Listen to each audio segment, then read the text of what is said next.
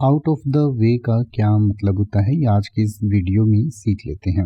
Out of वे का कई तरीके से इस्तेमाल किया जा सकता है। जैसे कि एक तो रास्ते से हटकर या अलग हटकर आप कोई काम करते हैं तो उसको हम आउट ऑफ द वे कहते हैं। यानी कि जैसे मान लीजिए सारी दुनिया किसी काम को ए तरीके से करती है और आप कुछ नया दिमाग लगाते हैं, बी तरीके से उसको करने लगते हैं, तो उसको आउट ऑफ द वे कहा जाता है। यानी कि not in the usual path और पोजीशन, यानी कि नॉर्मल रास्ते से या नॉर्मल पोजीशन में नहीं होना। दूसरा इसका मतलब होता है कंप्लीटेड और डेल्ट विद, यानी कि किसी चीज़ को आपने या तो कंप्लीट कर लिया या उसके साथ डील कर लिया, यानी कि उस मुद्दे को सुलझा लिया, तो उसको आउट ऑफ द वे कह सकते हैं।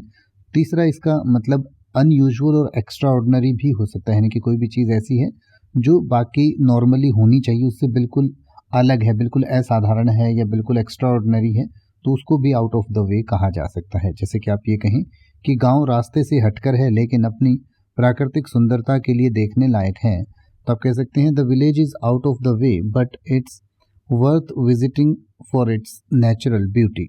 या अगर आप ये कहना चाहें कि अगला प्रोजेक्ट शुरू करने से पहले आइए इस काम को हम पूरा कर लें, तो आप कह सकते हैं let's get this task out of the way before we start the new project. या फिर आप ये कहना चाहें कि कठिन समय में वह मेरी मदद करने के लिए आगे आई, तो आप कह सकते हैं she went out of the way to help me during the difficult time.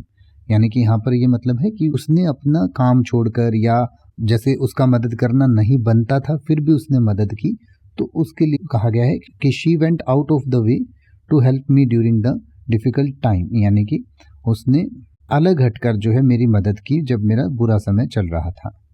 अब आप किसी भी वर्ड का मतलब हिंदी और इंग्लिश में YouTube पर सर्च कर सकते हैं। आपको मेरी वीडियो मिल जाएगी जिसमें आप बिना किसी फालतू बकवास के सीधा उस वर्ड का मतलब समझ पाएंगे। तो ऐसी ही वीडियोस को देखते रहने के लिए चैनल को सब्सक्राइब करें और बेल आइकन को प्रेस करें।